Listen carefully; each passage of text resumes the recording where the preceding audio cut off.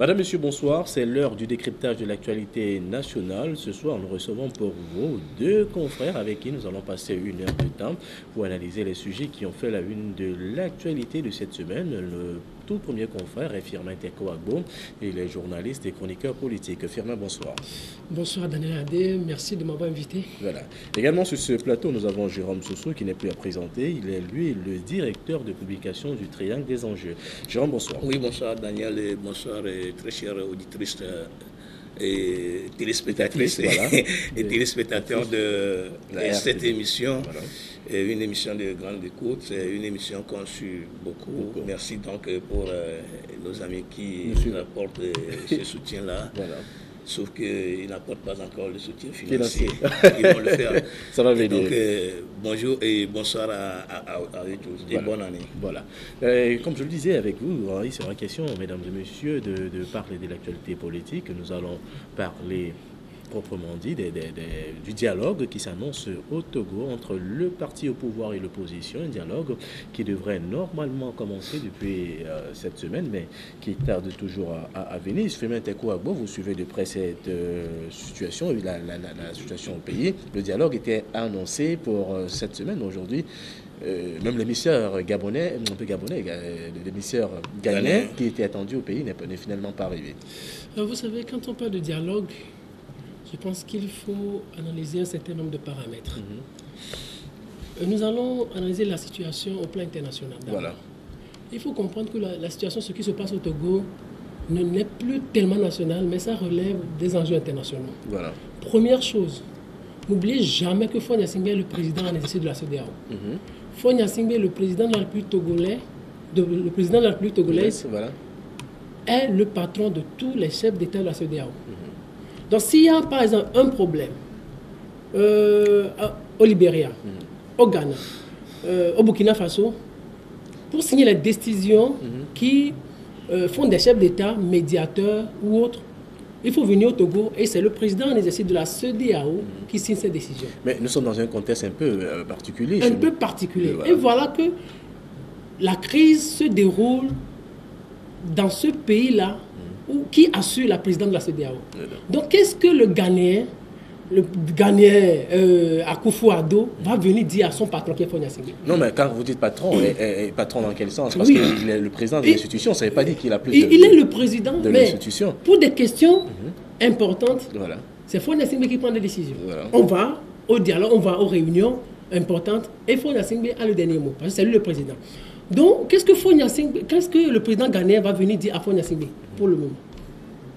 Est-ce qu'il va venir lui dire, monsieur le président, vous devez quitter, vous avez déjà fait 2 mandats, alors vous devez quitter le pouvoir? Mais ce n'est pas son but, c'est-à-dire, voilà ce qui c'est. Voilà, le médiateur en réalité, au-delà de tout, le médiateur est différent du facilitateur. Voilà. Le médiateur, lui, quelquefois, donne son point de vue et prend quelquefois des positions. Donc, ça veut dire que la position de Faure empêche aujourd'hui la tenue de ces dialogues? Écoutez, non, c'est un premier élément. Et quand on parle de médiateur, ça embête beaucoup les autorités togolaises. Voilà. Que les gens le comprennent. Quand on parle de médiateurs, ça embête beaucoup les autorités togolaises. Ces médiateurs vont venir dire quoi au président togolais? Mandat de quitter après 2020 ou de quitter maintenant et tout ça. Il y a toutes ces questions-là qui font que le dialogue ne se tient pas ou qui font que la tenue de ce dialogue est toujours élastique. En somme, c'est la position du parti au pouvoir qui empêche la tenue du président qui empêche. Il y a la position du président aussi. Ça veut dire le président de la République, qui est le président de la CEDEAO, ça veut dire que le parti au pouvoir ne veut pas alors de ce dialogue. Non, je n'ai pas encore dit ça. Voilà. Si dialogue, il va y avoir, le président togolais ou les autorités togolaises ne vont pas accepter qu'un médiateur vienne du Ghana et leur impose des choses qu'ils ne veulent peut-être pas. L'autre chose, il faut savoir aussi que l'opposition qui est dans les rues, l'opposition, la C14, pour le moment, ne veut pas du dialogue. C'est mon avis. Ne veut pas du dialogue. Sinon, il y aurait elle veut quoi alors? Pour le moment, moi je trouve que l'opposition voudrait que la crise soit toujours élastique, que ses intérêts peut-être partisans soient satisfaits d'abord. Voilà. Jérôme, sous réaction rapidement par rapport au... Oui, je suis désolé d'écouter mon ami, mon jeune frère Firmin dire que c'est parce que M. Faure Gnassingbé chapote. est le chef président des chefs de l'Afrique de l'Ouest. C'est pour ça que le dialogue n'avance pas. Je crois savoir que M. Fournier sait qu'il est le président de la CEDEAO, voilà, avant de sauter dans les avions pour aller négocier le dialogue. Le dialogue, oui. Et si c'est ça, il était conscient de son statut. Il était conscient. Il sait qu'il est le président de la CEDEAO. Et pourtant, lorsque la crise a commencé le 19 août, il a sauté dans les avions et il était parti négocier qu'on vienne apporter du secours à son pays qui est plus ou moins sans flamme.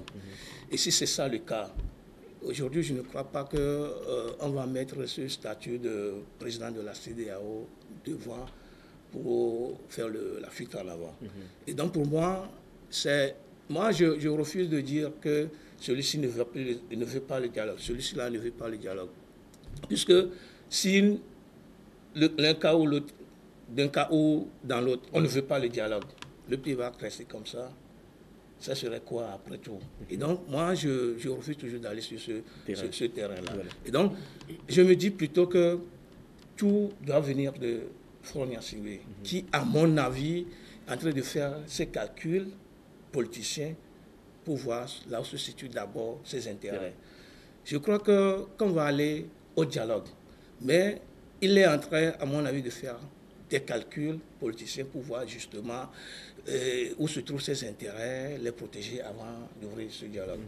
On était les premiers dans notre rédaction, le triangle des enjeux, en novembre, en octobre, de dire que le dialogue va se tenir entre le 27 et le 29 octobre. Voilà.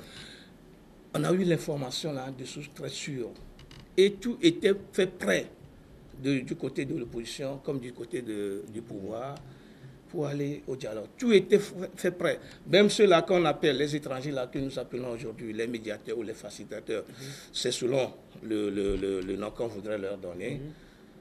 Tout, dans leur cas aussi, ils étaient prêts. Tout le monde était prêt à sauter dans l'avion pour arriver au Togo, jusqu'en temps, il y a certains qui demandent à ce que le dialogue se tienne à Paris, il y a d'autres qui demandent que ça se tienne à Accra.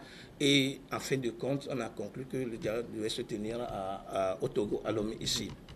Et donc, tout le monde était prêt, dans tous les sens, de sauter dans l'avion pour venir régler la crise du Togo. On en était là lorsque les ministres, les lieutenants de M. Faure Gnassingbé, lorsque M. Faure Gnassingbé était parti à ce sommet-là à Abuja, sur de la CEDEAO, qui était revenu pour dire que finalement, on n'a plus besoin de médiateurs. Et donc, pour moi, je me dis que ce n'est pas question de recuser le dialogue. Voilà. Mais plutôt, on est en train de protéger les intérêts d'abord, sans tenir compte de la souffrance du peuple togolais. Et c'est ça qui fait qu'aujourd'hui, l'opposition continue d'accentuer la pression. En temps, il y a des gens qui disent que l'opposition, c'est finalement elle qui court derrière le dialogue. Moi, quand on prend le sujet dans cet angle-là, je crois qu'on va fouter, on ne va pas aider notre pays en réalité. Voilà. Oui, je voudrais ajouter quelque chose. Vous savez, le problème aujourd'hui n'est plus de savoir qui ou qui ne veut pas le dialogue. Le problème, tout d'abord, se pose autour du mot facilitateur ou du mot médiateur. Mais si les gens ne veulent pas l'admettre, c'est ça qui va faire traîner les choses. L'autre problème aussi, c'est au niveau des préalables que pose l'opposition. Qui pose, par exemple, c'est-à-dire qu'on prend d'abord le premier élément que vous venez d'évoquer, facilitateur, médiateur. Ça dérange quel parti? Oui, ça dérange en réalité le parti au pouvoir. Voilà. Ça dérange le parti au pouvoir. Le parti au pouvoir, vous savez, ce sont eux qui ont le pouvoir. Et ces deux substantifs-là qui posent des problèmes, même si on n'arrive pas à le dire publiquement. C'est facilitateur ou médiateur. N'oubliez pas ça. Faure Gnassingbé est le président de la CEDEAO. Et il joue sur ce statut-là. Voilà. L'autre chose, c'est au niveau des préalables, de l'opposition. L'opposition a posé un certain nombre de préalables. Il y a des mesures d'accompagnement, des mesures d'apaisement, comme on l'appelle, des mesures d'apaisement. Certaines ont été satisfaites, certaines ont été mises en œuvre. Voilà. Mais pourquoi ne pas aller s'asseoir autour d'une table et parler et aborder les autres points de ces préalables-là. Pourquoi voudrait-on juste qu'on satisfasse toutes ces mesures-là avant qu'on ouvre le dialogue? Puis c'est ce à quoi s'accroche tellement la C14.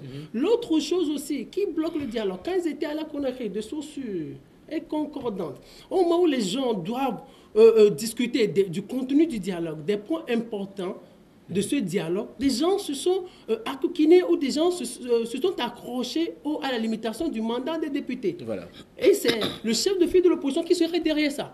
Que les gens ont plus parlé de la limitation du mandat des députés. Ah, ça c'est intéressant. Vous dites à quelqu'un qu'il a déjà fait 2 mandats et qu'il doit quitter le pouvoir. Voilà. Vous aussi, vous avez fait déjà 2 mandats et on vous dit, peut-être que la réforme, vous allez en être victime. On vous dit, vous quittez, vous ne voulez pas. Vous voyez, c'est une question d'intérêt plus partisan et d'intérêt personnel. Voilà. Le problème des Togolais aujourd'hui, ça peut se discuter sans médiateur. Regardez par exemple, de quoi avons-nous besoin aujourd'hui? Si on tient vraiment à l'intérêt général, à l'intérêt de ce peuple, on a dit retour à la Constitution de 1992. Est-ce qu'on a besoin? Le pays a avancé. Plus de 25 ans après l'adoption de cette Constitution, est-ce qu'il va falloir encore reculer? Est-ce qu'il va falloir aller en arrière? Alors qu'aujourd'hui, nous sommes à l'ère de Instagram, nous sommes à l'ère de WhatsApp, de Facebook. Maintenant, si les opposants... À qui la faute alors? À qui la faute? Si les opposants, je termine cette partie, voilà. Si les opposants tiennent vraiment à l'intérêt général, à l'intérêt de ce pays, s'ils veulent qu'on modifie la Constitution, et si le pouvoir est aussi braqué sur sa position, alors qu'ils aillent au dialogue, s'asseoir ou mettre en place une constituante et définir les bases d'une nouvelle Constitution. Aller au dialogue dans quelles conditions? Il faut quand même se poser cette question, c'est quand même important. Dans quelles conditions il faut aller au dialogue? Est-ce qu'il faut aller à quoi avec chacun va être campé sur ses positions? C'est ça? Vous avez en politique, quand vous demandez 10 choses et qu'on vous donne 2, prenez ça d'abord et vous évoluez. C'est ça la négociation. N'oubliez pas que le régime est au pouvoir. Voilà. Et le régime ne va jamais accepter satisfaire tous les préalables. Donc selon vous, la démarche de l'opposition n'est pas bonne? La démarche de l'opposition, mais elle n'est pas bonne. Elle est insuffisante. Elle ne tient pas compte véritablement de l'intérêt général. Voilà. Restons rapidement. Non, mais vous savez... Sauf qu'on n'est pas togolais pour ne pas connaître véritablement le jeu du pouvoir. Voilà. On sait que depuis autant d'Iyadema jusqu'à autant du fils Faure Gnassingbé, on ne fait que de la diversion, du dilatoire. On déplace les problèmes au lieu de les régler réellement. Et si tant est que le Togo est un pays souverain et que le Togo a des problèmes et qu'il faut qu'on règle ces problèmes-là. Et si véritablement le pouvoir n'a pas besoin de médiateurs ou de facilitateurs, comme Firmin le dit. Mais je crois que Faure Gnassingbé et sa bande pouvaient quand même régler ce problème, simplement. Comme ils l'ont fait, comme ils ont tripartité la Constitution en 2005. En quelques heures. En quelques heures, 3 heures de temps, dans la nuit, là, Iyadema était mort. On n'a pas encore pensé et aux préparatifs de ces obsèques, mais pourtant on l'a garé quelque part pour penser d'abord à la prise du pouvoir. Et c'est ce qui a été fait pendant 3 heures. On a fait de quelqu'un un simple ministre, député, président par intérim, président de l'Assemblée nationale, président par intérim, puis président de la République, avant de faire semblant de se reculer pour une journée. Oui, en une seule journée. Voilà. Et si c'était tant que on pouvait avoir cette capacité de changer, de tripatouiller, d'enlever les substances même qui faisaient la force de cette Constitution. Mais pendant plus de 12 ans, je crois qu'on a signé l'accord politique global en 2006. Et c'est cet accord-là même qui a légitimé M. Faure Gnassingbé, qui a fait de lui, moi je l'appelle toujours chef d'État de fait. Et si aujourd'hui, des gens arrivent à l'appeler Monsieur le Président, c'est cet accord signé qu'il a donné ce crédit-là et qu'il a donné cette légitimité. Et donc, si le peuple revient aujourd'hui, Monsieur le Président ou Monsieur le chef de l'État, mais faites en sorte que le pays marche bien. Où se trouve la difficulté? Et donc, depuis là, M. Faure Gnassingbé a essayé quand même de grignoter quelques articles de cet accord-là qui le protégeait. Et maintenant, la vraie substance de cet accord, on l'a garé quelque part. On ne veut pas la toucher. Et c'est ça qui pose problème jusqu'à maintenant. Et entre-temps, comme l'opposition, l'ANC, comment appelle-t-on, en particulier, a marché pendant 5 ans et qu'on n'a pas trouvé de solution, M. Faure Gnassingbé croyait que le pouvoir lui a été complètement dressé jusqu'à ce que le 19 août, la mobilisation nationale a repris. Vous voyez? Et donc, pour moi, si M. Faure Gnassingbé sait que l'accord politique global en 2006, signé en 2006, lui a permis d'être président de la République et de rester parmi tous ses pairs, je crois qu'il doit faire la violence sur lui-même de respecter cet accord. Et comme il ne le fait pas, c'est ce qui a fait que on a demandé le retour à cette constitution de 92. Comme la constitution a été tripatouillée à la volonté de quelques têtes du parti au pouvoir, alors que c'est quelque chose qui a été voté à plus de 98% par le peuple togolais. Et comme cela était, et donc, il ne veut pas respecter en intégralité les clauses de cet accord. C'est pour ça qu'on a demandé qu'on fasse retour à la Constitution. Maintenant, si on demande de faire retourner cette Constitution, et des gens trouvent que dans la Constitution, il y a des choses qui sont archaïques, et que la Constitution ne tient plus tellement, il faudrait qu'on accepte de retourner cette constitution-là. Et puis maintenant, on va aller ensemble et modifier les points importants pour l'actualiser. Et si on arrive à l'actualiser, on va la soumettre au référendum. Est-ce que c'est l'idéal, cette constitution de 92? C'est l'idéal? Non, moi je ne dis pas que c'est l'idéal. Voilà, et c'est pour ça que vous parlez d'actualisation. Oui, justement. Voilà. Je ne dis pas qu'elle est forcément l'idéal, puisque la constitution a quand même de manquements. Tout le monde le reconnaît. Et donc, pour cela, on pouvait quand même accepter de faire revenir cette constitution et maintenant discuter là-dessus, qu'on fasse un cadre de discussion, qu'on modifie, qu'on actualise cette constitution-là, qu'on la soumette au référendum. Et ça va permettre pour décanter cette situation. Maintenant qu'on refuse de le faire, on va rester dans ça jusqu'à quand?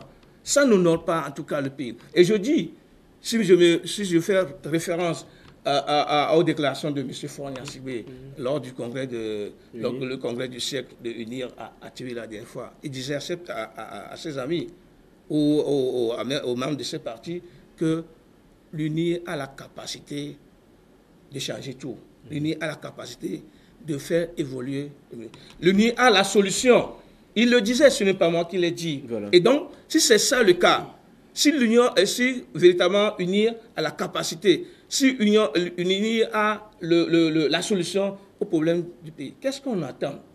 Est-ce qu'on a besoin forcément aujourd'hui de ce, comment appelle-t-on? De ce dialogue? De ce dialogue d'abord et de ce médiateur. On n'en a pas besoin. Si l'UNIR peut régler le problème, comme l'a dit le chef de l'État lui-même, je crois que on ne peut plus arriver, on ne peut plus attendre comment appelle-t-on, que la situation pourrisse. Je ne voudrais pas répliquer à Jérôme Soussou, je voudrais aborder la question de façon plus générale. J'ai l'impression que les gens ne savent pas ce qu'on appelle le pouvoir. Je ne parle pas à Jérôme Soussou, je parle de ceux qui manifestent et ceux qui revendiquent. Et puis lui et moi, nous sommes des journalistes en fait. J'ai l'impression que ceux qui manifestent ne savent pas ce qu'on appelle le pouvoir. Alors qu'est-ce que vous voulez dire? Qu'est-ce que vous mettez alors dans le pouvoir? Pouvoir. Les gens ne savent pas ce que c'est. C'est-à-dire quelqu'un qui est au pouvoir, qui gère le pouvoir avec les intérêts nationaux et internationaux, et vous le dites, tu syllabes sur lequel tu es assis. Ce n'est pas possible.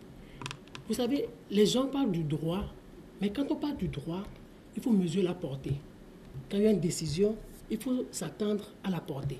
Vous demandez à la personne de faire retour à la Constitution de 92. Vous seriez à sa place? Seriez-vous en mesure de le faire? Ce n'est pas possible. Parce que Faure Gnassingbé, lui, président, chef de l'État, ne veut pas faire des réformes et en être victime. Les opposants, pourquoi ils le font? Parce qu'ils se disent, quand on va retourner à la Constitution de 1992, automatiquement la conséquence, c'est qu'il n'y aura en aucun cas, et le président sera obligé de démissionner, ou il ne se présentera plus à la présidentielle de 2020. Oui, c'est la conséquence. Mais ce sont les fondamentaux de la démocratie. Écoutez, quand on demande, par exemple, vous dites que notre pays, le Togo est un pays des droits. Voilà, il faut quand même qu'on aspire à cela également, à l'alternance. Non, moi je ne suis pas contre l'alternance. Ne me portez pas ce que je n'ai pas dit. Non, je suis bien. Écoutez, nous sommes dans une situation compliquée. Le chef de l'État, président actuel, est venu avec une constitution qui ne limite pas le mandat. Vous l'avez laissé pendant longtemps. Et après, vous dites, retournons la Constitution de 92. Bon, et avec ça, après, tu vas partir. Est-ce que c'est possible? Est-ce que quelle lui garantit? Mais écoutez, c'est un régime qui fait plus de 50 ans. Quelle garantie vous lui avez donnée? Qu'est-ce que vous lui avez dit? Où est-ce qu'il va vivre après? Ici, quand vous parlez, par exemple, du peuple qui manifeste, le peuple aspire à un changement, à l'alternance. Et c'est son droit fondamental. Je dis, mais si le peuple veut l'alternance, voilà. mais qu'il aille dans les urnes, qu'il aille se prononcer dans les urnes. Si le peuple veut l'alternance, par exemple, quand ce peuple n'a pas de garantie que les résultats issus des urnes seront des résultats crédibles. Écoutez, voilà. Écoutez, monsieur Adé, oui. Écoutez, monsieur Adé, ce peuple-là a participé à la présidentielle de 2015. Ce peuple-là a participé aux législatives de 2013 avec ses leaders. Est-ce qu'ils avaient à l'époque des garanties? Ce peuple-là a participé à la présidentielle de 2010. Est-ce qu'il y avait une certaine garantie à l'époque? Le problème... Non, mais il faut quand même accorder du crédit à une personne. Il faut accorder du crédit. Vous savez, je pense que ce sont des éléments de crédit. Ce que le peuple revendique, c'est légitime. Mais vous savez, il faut de la méthode. Sinon, le pouvoir n'a pas resté toujours sur place. Il faut de la méthode dans les revendications. Il faut savoir quoi demander. Ils ne s'y prennent pas bien. Et ils ne s'y prennent pas bien. Et de plus, quand vous dites limitation de mandat, et la personne accorde ça, vous l'aidez, vous prenez ça d'abord. Oui, mais en tant que démocrate, par exemple, si le président est un démocrate, il va accepter ça. C'est la moindre des choses. Mais il dit quoi? Écoutez, ils ont demandé à ce qu'on limite le mandat. Le président a envoyé un projet de loi à l'Assemblée nationale. Qu'est-ce qui empêchait d'accepter ça? Parce qu'il y avait un simple en aucun cas. C'est à cause de en aucun cas que les gens sont dans la rue. Et le pays a triplement perdu juste pendant 5-6 mois. Voilà. Regardez l'autre chose. Je dis, il va falloir que nous soyons réalistes par rapport à ce que nous sommes en train d'avancer. Parce que nous sommes en train de discuter des sujets très importants. Oui, allez-y jusqu'au bout de votre réflexion. Parlons des revendications. Retour à la Constitution de 92, comment je trouve pas possible réaliste. L'autre chose, le vote de la diaspora. Est-ce qu'aujourd'hui, le Togo peut organiser le vote de la diaspora? Ceux qui revendiquent ça, est-ce qu'ils mesurent la portée sur le plan technique? Je vais vous donner un petit exemple. Quand vous voyez par exemple le gouvernement, quand le ministre de la Justice, Kokou Tonzo, était ministre de la Justice, 3000 Togolais, plus de 3000 Togolais ont renoncé à leur nationalité. 3000 Togolais qui sont à l'étranger, en Allemagne, ont renoncé à leur nationalité. Et ça veut dire beaucoup de choses. Ça veut dire beaucoup de choses. Quand vous voyez le gouvernement SAU, 2506 Togolais ont renoncé. Allez chercher les chiffres. 2506 ont renoncé à leur nationalité, Togolais. Quand vous voyez le gouvernement Tchalim, plus de 3500 Togolais ont renoncé à leur nationalité. Supposons qu'on organise un vote, le vote de la diaspora, et qu'on l'organise par exemple en Allemagne, où plusieurs Togolais ont renoncé à leur nationalité. Qui vont aller voter? Oui, mais si les... En fait, j'en viens peut-être, je ne suis pas là pour répondre à vos questions, mais je vais quand même vous poser d'autres questions qui vont peut-être apporter des éléments à votre développement. Mais si on avait des institutions fortes, est-ce que le problème ne serait pas résolu? Attendez, on va aller pas à pas. Je pense que c'est la question des réformes. Écoutez, oui. Je dis, si le gouvernement octroie ça, ou satisfait à cette revendication, on organise le droit de la diaspora. Et en Allemagne, par exemple, combien de Togolais vont-ils aller voter? Regardez, on l'organise par exemple en France. Est-ce que c'est le problème du chiffre qui est important? Le problème du chiffre n'est pas important. Le problème du chiffre est important. Écoutez, permettez que j'aille au bout de mon raisonnement. Allez-y. Même si je prends un peu de temps. Voilà, allez-y. Rapidement, parce que vous n'allez pas quand même monopoliser toute la parole. Voilà. Mon confrère, vous êtes en train de si vous voulez faire seul l'émission, il n'y a pas de souci. Allez-y, filmez. Regardez, analysons la chose de la façon un peu technique. Regardez, on organise le vote de la diaspora, élection. Voilà. À Paris, par exemple, il y a des Togolais qui sont à Poitou-Charentes, des Togolais qui sont à Nantes, des Togolais qui sont à Lyon. Est-ce que vous êtes sûr qu'actuellement, si on organise ce vote-là, est-ce que tous les Togolais pourront participer? Qu'est-ce que je voudrais faire observer? Non, mais est-ce que c'est le but que tous les Togolais participent? Le droit, c'est un devoir. Il n'est pas forcé. C'est volontaire. Ce que je voudrais faire observer, c'est très simple. C'est au niveau des chiffres, c'est au niveau technique. Ça veut dire simplement qu'aujourd'hui, le gouvernement va engranger des sous. Mais le résultat sera insignifiant. Si l'opposition veut le vote de la diaspora, qu'ils aillent s'asseoir avec les autorités togolaises, qu'ils mesurent, qu'ils étudient le truc de la façon la plus technique avant de s'y engager. Sinon, on va organiser le vote de la diaspora, mais le pays va perdre 5 milliards avec un taux de participation très faible. Il faut tenir compte. Est-ce que les réformes que demande l'opposition ne vont pas contribuer à résoudre ce problème-là? Alors, si vous voulez les réformes, je dis, si vous voulez les réformes, M. Adé, c'est pas moi qui veux les réformes. Oui, si vous voulez les réformes, c'est pas moi qui les réformes. Si l'opposition veut les réformes, voilà. Je dis c'est la méthode. Aujourd'hui, est-ce qu'on a besoin de médiateurs? Est-ce qu'on a besoin de facilitateurs pour parler des réformes? On avait eu le CPDC dans ce pays. CPDC renouvelé, beaucoup de cadres qui n'ont abouti à rien. Et le CPDC, moi je me rappelle très bien, avait eu à proposer des choses intéressantes. Et le document avait été remis au président de la République. À l'époque, c'était Humbo qui était Premier ministre. Voilà. Si rapidement, on va conclure pour permettre. Voilà, rapidement. Si on tient compte de ça, et on veut vraiment que le pays avance, on peut aller passer avec le pouvoir en place. On fait abstraction de l'intérêt personnel, de l'intérêt partisan. Et là où les documents qui ont parlé des réformes, il y a la commission qui a proposé des choses très importantes. Il y a la commission CVJR. Où sont les résultats de cette commission, par exemple, la commission CVJR, voilà. Si on veut le dialogue, si on veut le dialogue, et on veut que le pays soit relancé sur la voie du développement, il faut que cette opposition-là aille autour d'une table avec le pouvoir et qu'il sorte ces documents-là. Il l'ont fait combien de fois? Plusieurs fois, voilà. Je crois que mon cher ami Firmin en train de se contredire un tout petit peu lorsqu'il disait que s'asseoir sur sa branche et la scier, alors qu'il demande qu'il n'est pas contre l'alternance. C'est une contradiction en réalité. J'ai jamais dit que le président n'est pas contre l'alternance ou le président est contre l'alternance. Non, je disais que tu n'es pas contre l'alternance. Tu disais que tu n'es pas contre l'alternance. En même temps, il disait que on ne peut pas s'asseoir sur on pense que M. Faure Gnassingbé va s'asseoir sur la branche sur laquelle pour l'acier. Donc, ça fait une contradiction en réalité. C'est un terrain politique, Jérôme Soussou. Vous serez président, vous n'accepterez jamais que votre opposant vienne. Du jour au lendemain, vous faites je crois qu'à côté, des gens l'ont fait. Des gens étaient arrivés au pouvoir. Oui, compte tenu de l'intérêt national, des gens sont arrivés au pouvoir. Ils ont demandé de faire un mandat, 2 mandats. Et des gens ont fait juste un mandat, ils sont partis. Des gens ont fait 2 mandats, alors que ce sont eux qui ont organisé ces élections-là. Et si c'est ça le cas, pourquoi est-ce que M. Faure Gnassingbé, s'il se dit véritablement démocrate, puisqu'il se dit chaque fois il est simple, talibé simple, qui n'est pas sanguinaire, pourquoi est-ce qu'il ne peut pas accepter de faire ce jeu-là pour qu'il rentre dans l'histoire? En réalité, c'est ça. Et si on ne peut pas s'asseoir sur une branche et la scier, et pourtant on veut une alternance, ça fait une contradiction. En réalité. Avant qu'il ne continue, s'il vous plaît, vous savez. Non, gardez le fil du vent. Non, mais il peut intervenir. J'ai l'impression, puisque nous sommes en train de dire très important, vous savez, j'ai l'impression que nous ne mesurons pas tous les contours du Togo. Le Togo, alors là, je vais finir. Oui.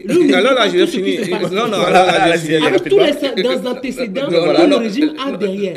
Et du jour au lendemain, vous dites, monsieur Faure Gnassingbé, vous êtes de parti, mais donnez-lui les garanties. Non, mais attendez là. Est-ce qu'on peut donner des garanties dans l'air? Est-ce qu'on peut appeler M. Faure Gnassingbé, on vous donne une garantie? Bon, vous quittez le pouvoir, vous restez dans le pays. C'est comme ça qu'on peut donner une garantie à quelqu'un qui est au pouvoir pendant... Enfin, un régime, un système qui est au pouvoir pendant 50 ans, ou plus de 50 ans. Je ne le crois pas du tout. Mais c'est autour d'une table que cela se dit. C'est pour ça qu'on a appelé au dialogue, en réalité. Maintenant, si M. Faure Gnassingbé et son système, le système RPT-UDR, a fait plus de 50 ans au pouvoir, et même si M. Faure Gnassingbé dit avoir tous les intérêts, il s'est assis peut-être sur les armes, il a des colonels puissants, il a machin, des généraux, machin autour. Mais jusqu'à quand il va rester là-bas? Fondamentalement, un juif partira d'une manière ou d'une autre. Est-ce qu'on perd de vue ça? Forcément, il partira. Moi, je ne dis pas forcément qu'il partira par les armes, parce que ce n'est pas moi, je suis partisan de la non-violence. Et donc, d'une manière ou d'une autre, M. Faure Gnassingbé partira un jour. Est-ce que le jour arrive? On a dit qu'il est assis sur sa branche et il est assis. Ce n'est pas possible ce qu'on est en train de dire. Ça fait une deuxième chose. Mais quand on parle de retour à la Constitution. Puisque M. Faure Gnassingbé, moi je dis que tout ce qui se passe là, c'est le forcing qu'on est en train d'utiliser. Si on n'utilise pas le forcing, je crois qu'on devait comprendre le peuple, on devait mettre l'intérêt général devant. Retourner la Constitution, allons discuter autour de cette Constitution, prenons des garanties. C'est au cours des discussions qu'on va dire, mais M. Faure Gnassingbé, vous-même, regardez, votre papa a fait 38 ans, vous avez fait 15 ans, le système est en place, ça fait plus de 51 ans. Ça ne fait pas honneur, ça ne nous honore pas à l'extérieur. Mais qu'est-ce qu'on va faire ensemble? Vous êtes Togolais, nous sommes Togolais. On ne va pas vous faire chasser du pays. Discutons, trouvons un truc là. C'est ça en réalité. Et comme ça, ils se comprennent. Sauf qu'il y a des intérêts que des gens protègent énormément, qui ne veulent pas lâcher le pouvoir. Et maintenant, si Firmin me dit qu'ils sont au pouvoir, qu'on ne trouve pas, il y a d'autres pouvoirs qu'on regarde. Hitler avait un pouvoir très puissant. Hitler se trouve aujourd'hui. On a vu comment il a terminé. Il y a d'autres pouvoirs. Le pouvoir de, comment peut-on, le pouvoir de Kinshasa, Mobutu Sese Seko. On l'a vu. On a vu le pouvoir de Kabila, etc. Ce qui veut dire que... également oui, non, mais je ne parle pas le fils, on parle du père. Voilà. Et donc, pour moi, d'un jour à l'autre, le pouvoir là va déguerpir, forcément. Et donc, si c'est ça le cas, pourquoi entre Togolais, on peut parler, discuter sur les questions fondamentales du pays. Mettons le pays devant, mettons la nation devant, discussion autour de la nation et allons sur le pas des autres. Voilà. La troisième chose que je voudrais dire, si Firmin parle du vote de la diaspora, mais quand même, on ne peut pas être ici sans qu'on ne mette, quand on ne fasse pas l'expérience pour déjà tirer des conséquences. Voilà. Mais on a parlé du vote de la diaspora. Les Togolais ils sont des Togolais, ils sont des Togolais avant de renoncer à leur nationalité. Ils peuvent renoncer à leur nationalité étrangère et redevenir Togolais. C'est parce que les choses ne marchent pas bien dans le pays qu'ils ont décidé de renoncer à leur nationalité. Mais dans quel pays vous pouvez... C'est un adage qui dit, hein, le corps ne mange jamais le corps ne dit jamais que sa case là est sale. Quand le pays va commencer par marcher, se développer, des gens peuvent renoncer. Maintenant, on demande le vote de la diaspora. Et c'est un droit fondamental, un droit constitutionnel. Ce n'est pas c'est d'abord un droit avant d'être un devoir. Qu'on fasse l'expérience. Qu'on fasse voter la diaspora pour la première expérience, pour savoir elle contribue également au développement tout du à pays fait. avec cette Si on ne veut pas, si on dit que des gens ont renoncé à leur nationalité togolaise, et pourtant, ces gens-là contribuent à une hauteur très importante dans l'économie du pays. Pourquoi est-ce que vous allez accepter leur argent et vous allez refuser qu'ils votent parce qu'ils ont changé de nationalité? Mais ça ne se comprend pas. Voilà. Je vais commencer avec ce dernier point. Voilà. J'ai l'impression que Jérôme Soussou ne me comprend pas. Je te suis bien. Et puis, j'ai l'impression que Jérôme Soussou... Je te suis bien. Je te suis très bien à la lettre. Il fait la politique comme... je ne suis pas politicien, donc je ne fais pas la politique. Moi, je suis en train d'analyser les situations. Il analyse les choses politiques comme lui et moi, on peut le faire, en fait. C'est pour ça que j'ai dit, quand on parle de pouvoir, il faut arriver à mesurer tous les paramètres. Voilà. De quels paramètres parlez-vous? Aucun pouvoir n'est éternel. Non, écoutez... Même dans la Bible, les pouvoirs ne sont pas éternels dans la Bible. Non, je ne parle pas de ce pouvoir. Mais si on dit le contour du pouvoir, je suis désolé. On va le permettre d'aller. Allez-y. Jérôme Soussou. Il y a un problème. J'ai dit simplement, si vous voulez le vote de la diaspora, il faut aller s'asseoir et mesurer tous les contours. Sinon, vous allez organiser le vote de la diaspora, mais vous n'aurez pas le résultat attendu. Le résultat fixé, c'est ce que je suis en train de dire. C'est quoi le résultat attendu? Le résultat attendu, c'est que des Togolais participent et qu'on puisse avoir un taux de participation élevé. Oui, non, pas forcément, même dans le pays, parfois on organise les élections, on n'atteint pas un taux important. Écoutez, monsieur Soussou, on va aller pas à pas. Quand vous organisez quelque chose, c'est pour avoir un résultat. Je n'ai pas dit que les Togolais qui sont dans la diaspora n'ont pas le droit de vote. J'ai dit il faut un résultat. Et le résultat, c'est quoi? Il faut un résultat concret. Ça veut dire quoi? C'est quoi le résultat? Et vous pensez, au vu de la situation au pays, que le résultat ne sera pas important? Pour le moment, si on l'organise dans ces conditions-là, le résultat... Il faut qu'on organise ça d'abord. Écoutez, et puis, pour tirer les conséquences. Et puis, Jérôme dit quelque chose qui me fait... dit quelque chose que je trouve un peu extraordinaire. Il dit les gens renoncent à leur nationalité, donc si on fait le vote de la diaspora, ils vont aller encore prendre leur nationalité et vont revenir... Non, mais pourquoi des gens peuvent renoncer à leur nationalité? Il prend ça comme jeu. Donc les Togolais renoncent à leur nationalité. Ils sont aujourd'hui... Écoutez. Allez-y. Ils sont aujourd'hui allemands. Les Togolais sont aujourd'hui allemands. Donc, du jour au lendemain, si on gagne le vote de la diaspora, ils vont reprendre la... Non, c'est pas ce que j'ai dit. Et puis, je propose qu'on aille vers vraiment les... Oui. Et je dis, sur ce point, Sur ce point, ce qu'il dit est extraordinaire. Ce n'est pas... En fait, c'est toi qui interprète à ta manière. De toute façon, ma compréhension de la chose, c'est pas ça. C'est difficile pour quelqu'un qui a renoncé à sa nationalité de la reprendre immédiatement. Oui, il est difficile. Oui, mais nous parlons, ce qui nous intéresse ici, ce sont des Togolais qui ont leur nationalité. Oui. Qui sont Moi, je ne refuse pas. Voilà. Je dis, les Togolais qui sont dans la diaspora. Si on organise ce vote-là aujourd'hui, est-ce qu'on va avoir le résultat escompté? Donc, première chose, ce qu'on propose, c'est que quand vous voulez le vote de la diaspora, ne restez pas dans les rues pour aller pour en parler. Qu'est-ce qu'on appelle pas le résultat escompté? Est-ce que par exemple, aujourd'hui, la rue dont vous parlez... Attendez que je finisse. Attendez que je finisse. Allez-y, rapidement, pour que je vous relance. Attendez que je finisse. Quand on organise le vote de la diaspora, c'est autour d'une table qu'on étudie de la façon la plus technique pour avoir le... On ne parle pas en l'air. Mais une question. Est-ce que vous ne pensez pas aujourd'hui que les mobilisations démarrées depuis le 19 août dernier ont fait bouger beaucoup de choses? Quoi? Est-ce que vous ne pensez pas? C'est une question. Par exemple, aujourd'hui, on a l'impression que le pouvoir veut quand même sortir de la crise. Selon vous, il n'y a pas eu de changement? Il n'y a pas eu d'effet? Non, il n'y a qu'une seule manifestation qui a fait bouger le pouvoir. C'était laquelle? C'était le 19 août. Et quand par exemple le parti au pouvoir nous dit que l'économie est à terre à cause des manifestations, ça ne change rien dans ce pays? Monsieur, voilà. Vous êtes sérieux avec ce que vous dites? Je suis sérieux avec ce que je dis. Je suis sérieux avec ce que je dis. Il n'y a qu'une seule date qui a fait changer les choses. Voilà. Qui a failli faire changer les choses. Voilà. Le 19 août. Voilà. Tikpi Atchadam, dans les rues, des blessés, des morts. Le pouvoir a eu peur. Et c'est le seul jour où il y a eu des morts. Écoutez. C'est le seul jour où il y a eu des morts. Écoutez, attendez. Voilà. Le pouvoir a tremblé. Fonia Singbe a proposé quelque chose. Et après ça... Qu'est-ce qu'il a proposé? Il a proposé limitation de mandat. Élection à 2 tours. C'est ce qu'il a proposé. Ne fallait-il pas que l'opposition prenne ça d'abord? Où est-ce qu'il a proposé? Il a proposé. On a envoyé ça à l'Assemblée nationale. L'opposition est venue, ils ont discuté ensemble. L'opposition dit si on n'ajoute pas en aucun cas, elle n'accepte pas, elle ne vote pas. Je reviens sur ma deuxième position. Oui, mais la deuxième question, voilà. Je vais vous répondre.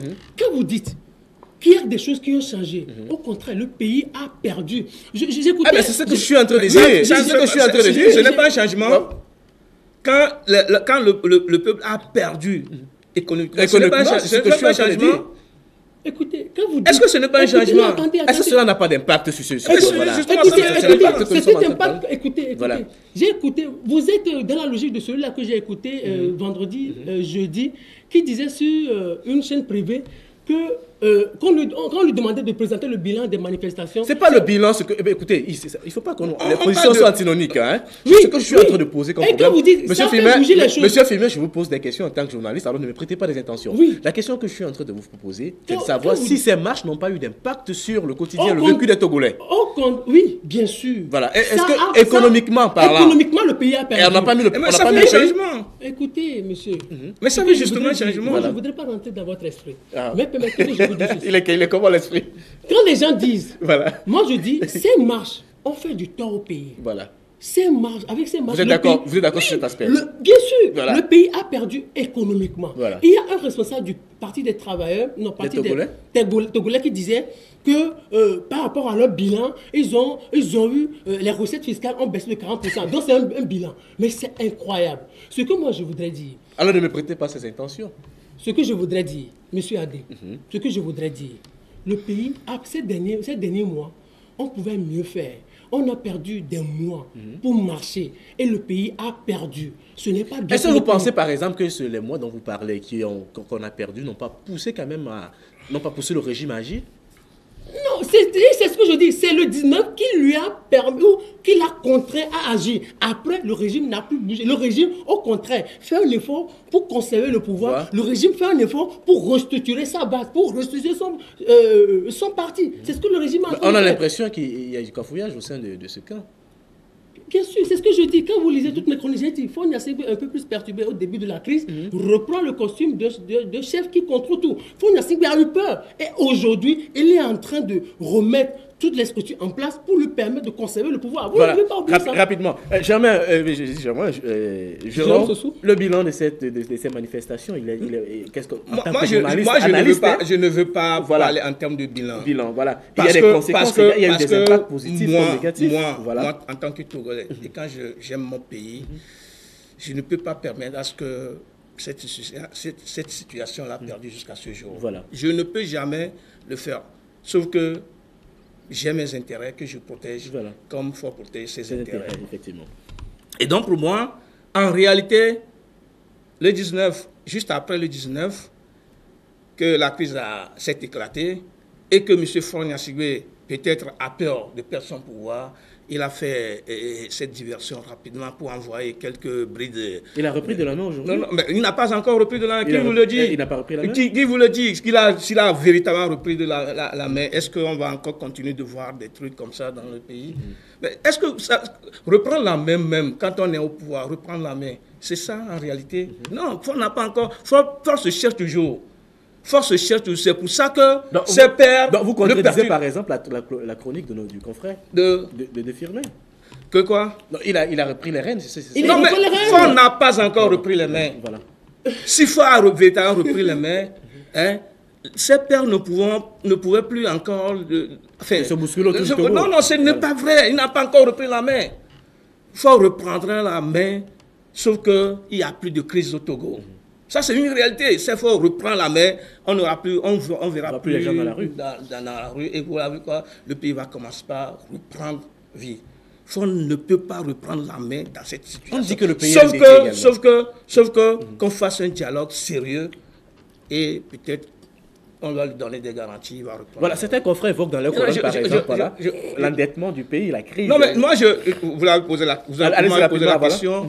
Moi, je dis que je ne veux pas parler en termes de bilan, parce que je ne suis pas politicien. Voilà. Et non, mais en tant qu'analyste politique, oui, journaliste, le regard de journaliste sur la question. Est-ce qu'on peut parler de bilan? Voilà. Si véritablement c'est que tout ce qui se passe continue pas à endetter plus, continue pas à enfoncer plus le pays économiquement, est-ce qu'on va parler de bilan?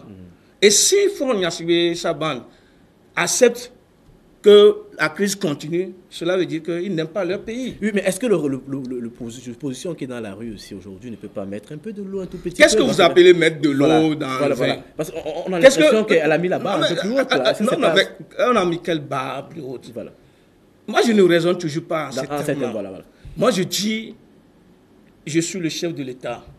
J'aime mon pays. Je sais la situation que traverse le pays.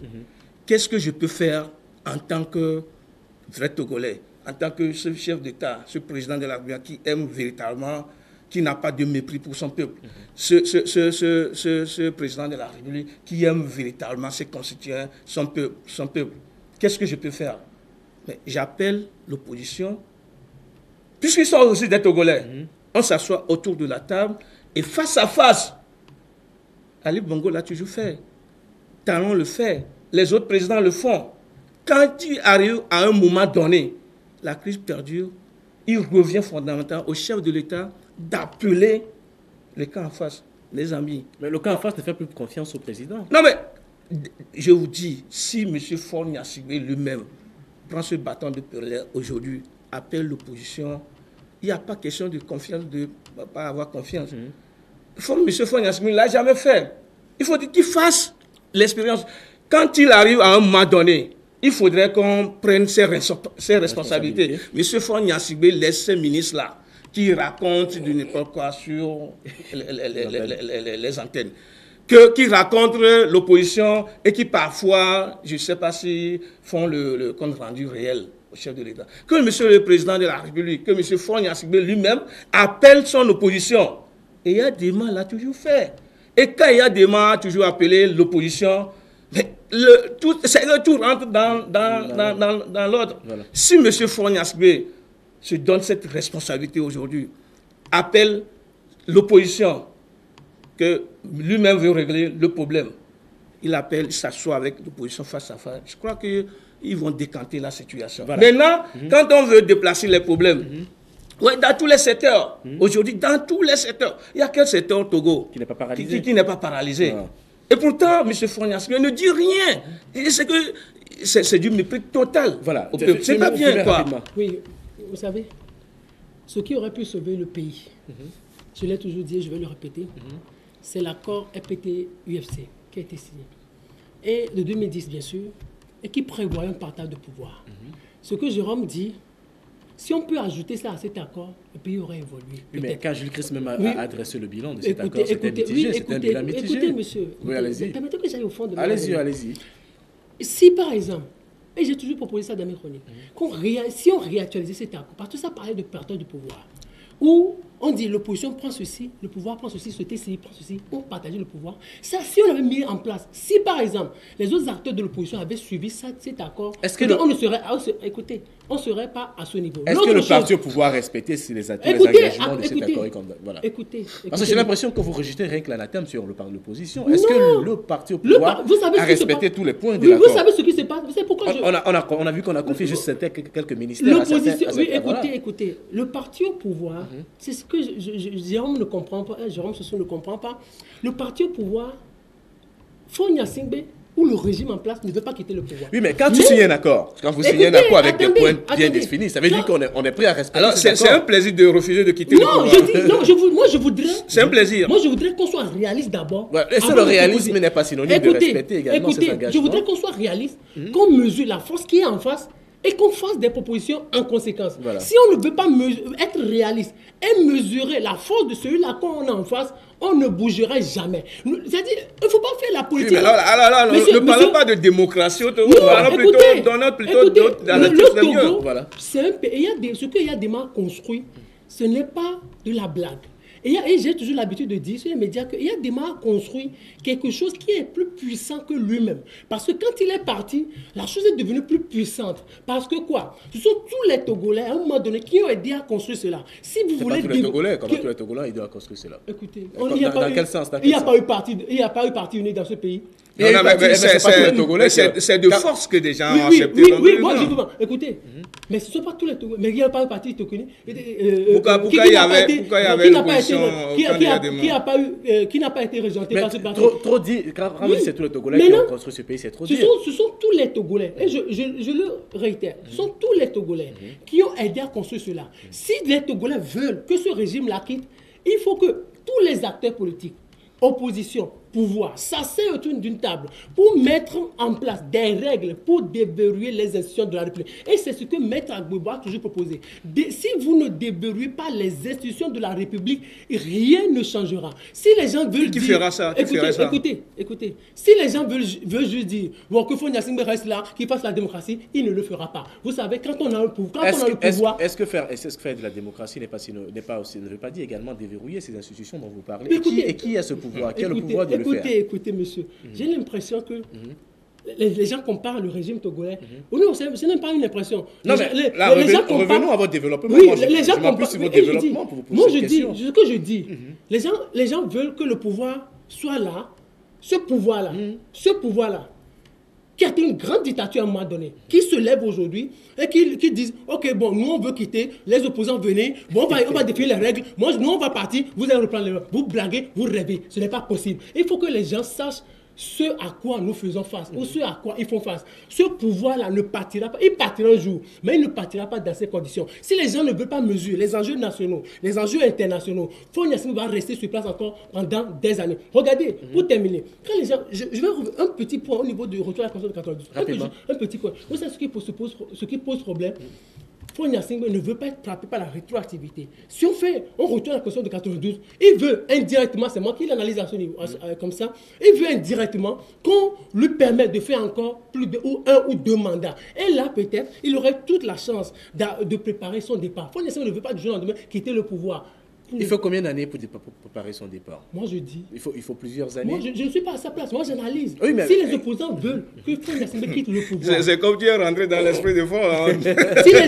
Si les opposants veulent que... Moi, je suis sérieux avec ce que je dis. Et c'est ce qui fait que les choses ne bougent pas. Si les opposants togolais veulent que Fonia Singbe quitte le pouvoir, qu'ils aillent s'asseoir avec Fonia Singbe et qu'ils prennent des années pour asseoir... Mais il va permettre cette assise-là, qui va permettre cette assise. Quand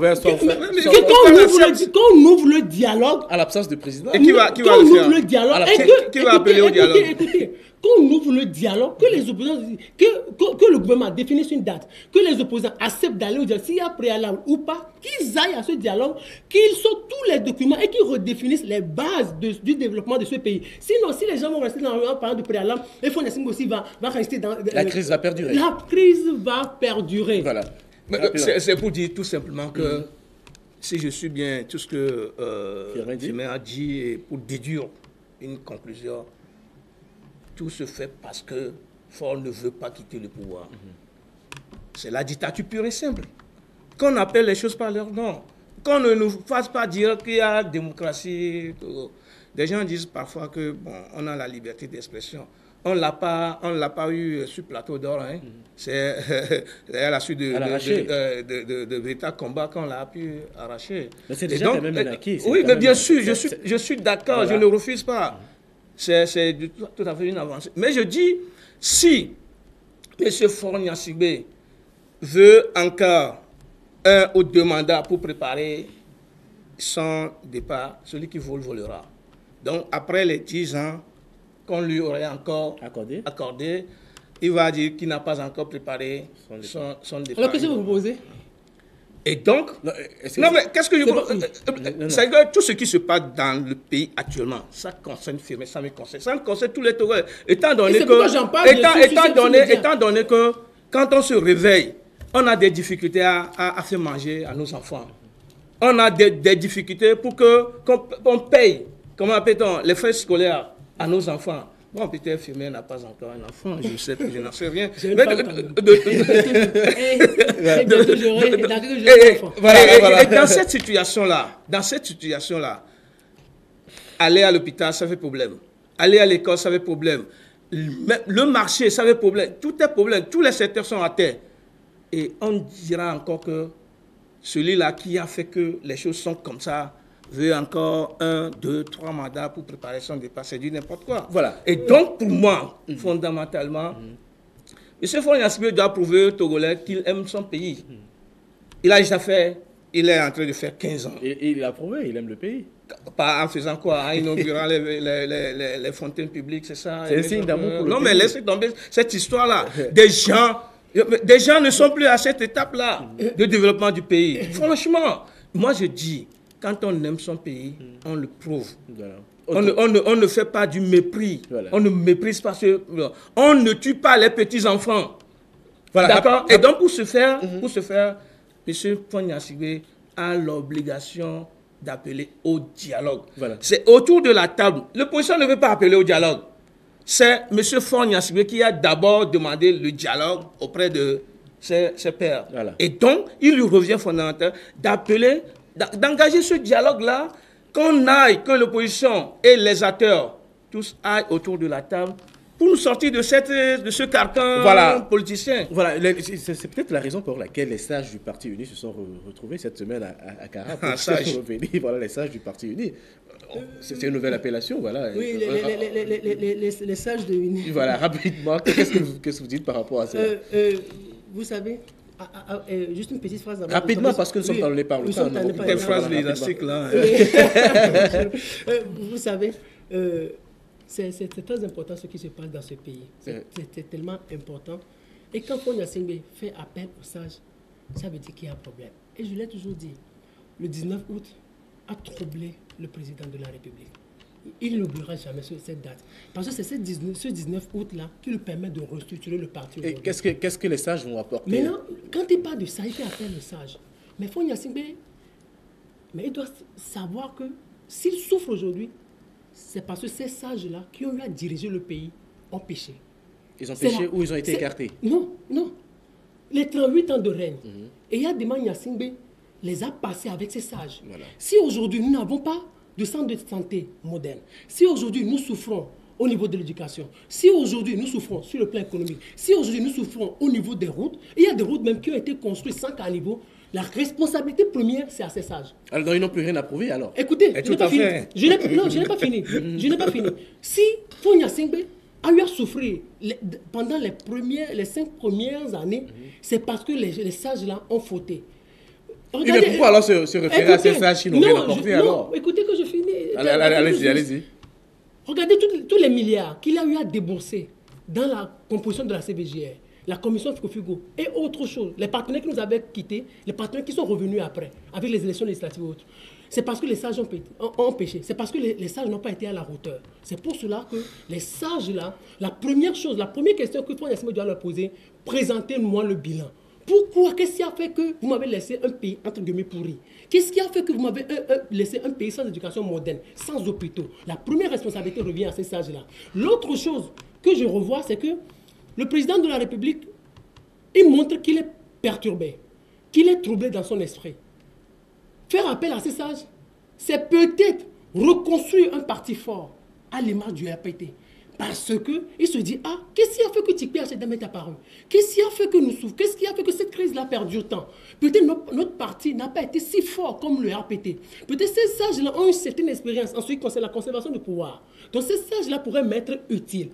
C'est pour cela que peut-être il a mis en place ce comité de sages. L'autre chose que je voudrais ajouter pour conclure cette partie, c'est que le président de la République, il doit savoir qu'il est le président de tous les Togolais. Et quand il fait appel à ces sages, peut-être c'est pour s'inspirer un peu de leur expérience du passé. Il faut, les ministres de la République, les directeurs généraux, les anciens bien sûr, qui ont déjà 70 ans, 60 ans, 80, tout ça, les généraux... Qui ont péché de par le passé. Non, écoutez, les généraux, peut-être il veut s'inspirer de leur expérience. S'il met en place ce comité-là, moi je voudrais...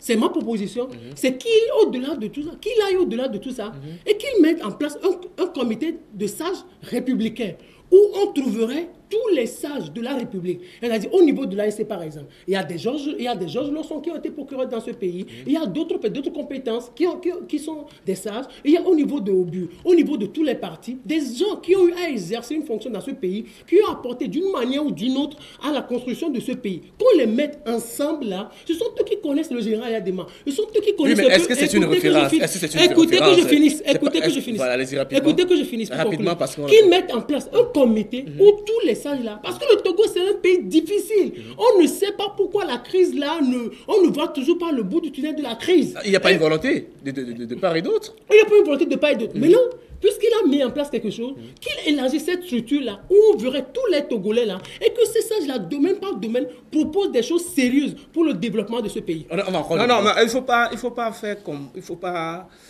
donner l'impression que Faure ne sait pas ce qui se passe dans le pays. Faure, c'est le premier acteur de la crise. Faure était aux côtés de son père pendant des années. Il a été député, il a été ministre du gouvernement de Yadema. Il était même président de la commission des lois. Donc, on ne donne pas l'impression que tout ce qui se passe là, que Faure a hérité de ça, ou que Faure, lui, il est un novice ou un saint qu'on a amené. Non, il ne faut pas tromper le peuple. Faure a été un acteur qui a participé à tout ça. Il est un acteur actuellement de la crise. Moi, je le dis toujours, si M. Faure Gnassingbé lève le doigt et dit, mes chers Togolais, les prochaines fois, ou après 2020, ou après 2025, je n'irai plus aux élections.